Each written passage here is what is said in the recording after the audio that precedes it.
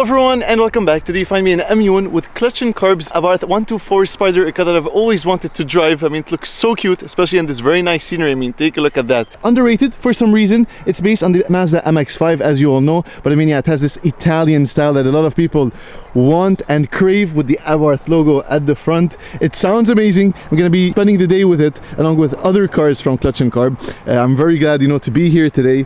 Let me know what you think of the proportions of it. Small engine, lightweight chassis rather than a large powerful engine with like a 2-ton car. I just prefer this lightweight combination. Let me know what you think of the scenery. I mean, it's actually perfect, very Italian kind of vibe. Quad exhaustives, which is very surprising.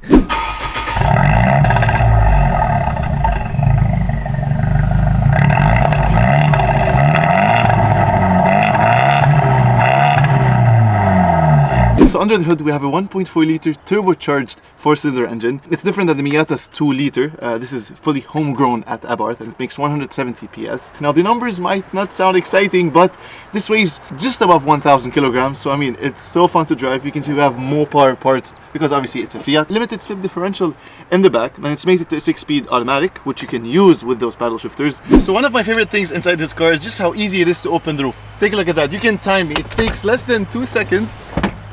Now it's in locked position, and then if I want to open it, simply lift this up and put it back in.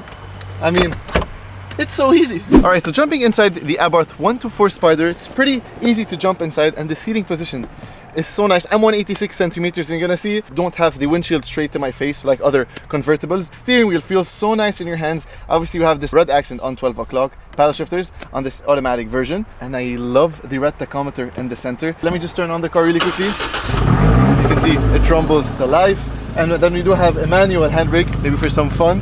Traction control button is over here on the left. We obviously have a roll bar for safety, but I mean the seats feel so nice, pretty sporty, hold you in well. Especially over here on the sides. So this is my view sitting inside this car. Now you can see it's a pretty compact car, and there's not much storage spaces all around, no door bins unfortunately.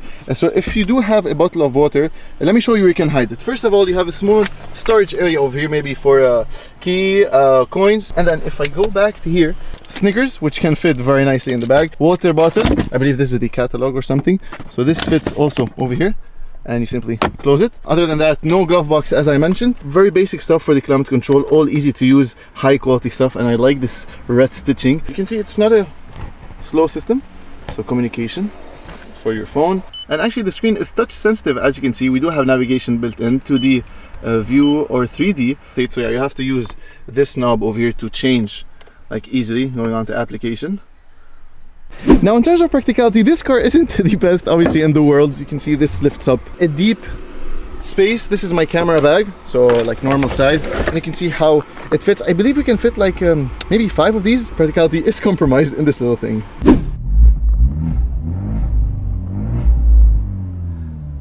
So welcome inside the Abarth. We're gonna go for a spin, see what this car is all about. Starting off with a quick acceleration. It sounds really, really nice, honestly. Ooh! Oh my god, those pops. Little car that just wants to play around, wants to lose traction, but because it's 1,000 kilograms, I mean, it's playful, it's nice. The feeling that you get from a car like this is nothing compared to those big, and heavy cars. This is what sports cars are all about for me. The red tachometer is something else because it's an analog gauge. You feel engaged, you feel attached to this car. Now obviously it's not the fastest thing in the world, and it doesn't have to be. Driver enjoyment was never about going at high speeds, but how this thing handles on these roads. I mean, I'm gonna show you how easy it is if you just want to pop open the roof. Look how simple that is, and just open it, and then you're off again. So there we go. Can you hear that sound, guys? Can you hear that little turbo 4 being all engaging and fun? It is a pretty small car, I have to be honest. So yeah, it feels compact. The door is close to you, but I mean, you have a nice elbow rest over here, and this one, it's a pretty comfortable car to drive, very well equipped. We do have heated seats, you know, and that center screen is pretty easy to use. Honestly, all you need is Bluetooth to enjoy this open top.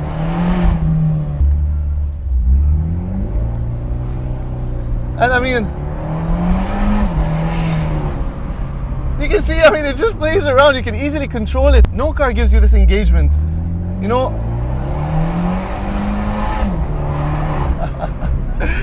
Dude, honestly, if you're looking for a car for driving and enjoyment, it is definitely up there, because it puts a smile on your face. It's a car that's easy to drive.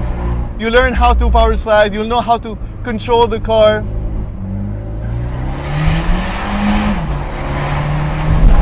And driving in between those buildings over here is just such a nice sensation. Oh my God, I'm having the time of my life right now. Now, brakes aren't all that great. I feel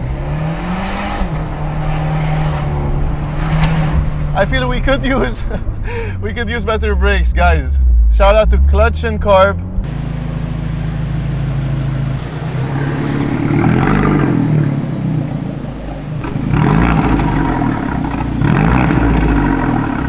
Alright guys, so we're back at Clutch and Carb. Obviously I need to have my drink. I love the ambience over here. I mean, if you're a car guy in Lebanon, you have to come visit this place. One, because they have good coffee.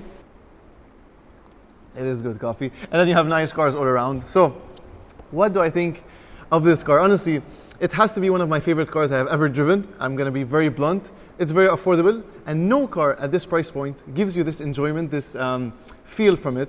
I turned off traction control, and it's very easy to control, to slide around, because, you know, power is limited, and this is what I love about this car. You know, I'm sick of these 600, 700 horsepower cars with over 2,000 kilogram chassis. This is 1,000 kilograms, and you can imagine with that power that it gives you, 170 PS, it's just, you know, the right amount of power to weight ratio, in my opinion. Now, practicality, it's not bad. You have a small trunk in the back, which, you know, you can put some stuff. And especially with that roof, it takes literally less than 2 seconds to open that roof. I mean, look how practical that is. You don't have the hard top that takes like 20 seconds to open and close. So lightweight, easy to use, easy to live with, and I believe they're pretty affordable to maintain, honestly. So you don't have to worry about long-term reliability, because these cars are pretty damn reliable, especially because it's based on a Mazda MX-5. The chassis is basically based on it. So this is why people also go for this car. It has an Italian touch to it, but I mean with the Japanese roots. And again, the styling, you know, not a lot of people recognize this car, so it feels new on the road when you're driving. Everybody wants to ask you what this car is and what brand it is, and especially having that scorpion at the front hood makes it, you know, a very special offering. For me, it's definitely up there. I would love to eventually own one, and you could if you have the budget for it. It's around $23,500, I believe, currently for sale at Clutch and Carb. So make sure to check it out, and I'll see you soon.